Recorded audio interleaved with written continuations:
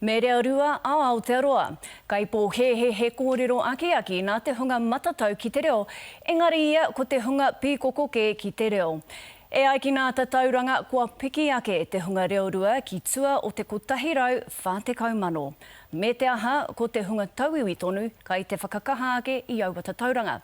Anei te pūrongo a Orini Tipene Leach.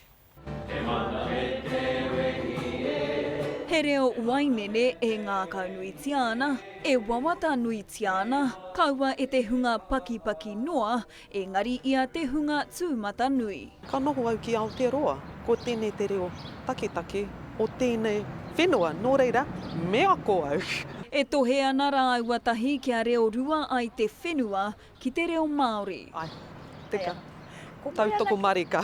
Ko te mea kārepea e tutuki pai a tātou i tēnei wā, kei te iti te kōrero tia o te reo Māori, kei te nui te kōrero tia o te reo Pākehā. Nō reira mo te hunga reo rua, me whai kia nui ake te kōrero tia o te reo Māori. E ai ki ngā tatauranga hou, he āhei no te 55 ōrau o te hunga pakeke Māori ki te kōrero Māori. Tata ki te kotahirau ōrau, he reo rua. E kite ana tātou kārehe mutunga mai o tēnei mea te ako, aha koa tangata whenua mai te reo ki tō ārero.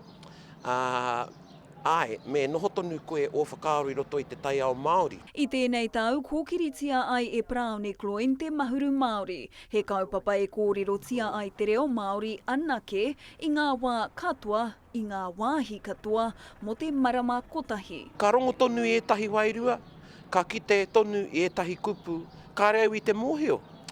Ka rongo tonu hoki i ngetehi kōwhao i roto i tōku ake reo. Nō reira, koina tētai hua o te kōrero Māori i ngā wā katoa i te wā o te mahuru Māori. He huarahi e whakapae nei ka ora pai ai ka whanake hoki te reo ki ngā hapuri e iti nei te kōrerotia o te reo. Hari te mea he māma, he wero kei roto, ko te wero nui kei roto ko tō whai i tō tuakiri.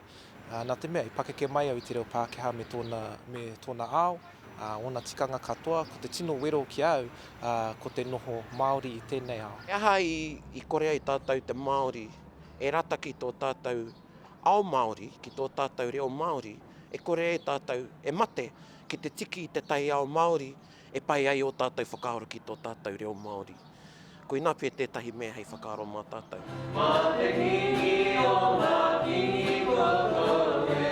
Orini Tipene Leach, Te Karere.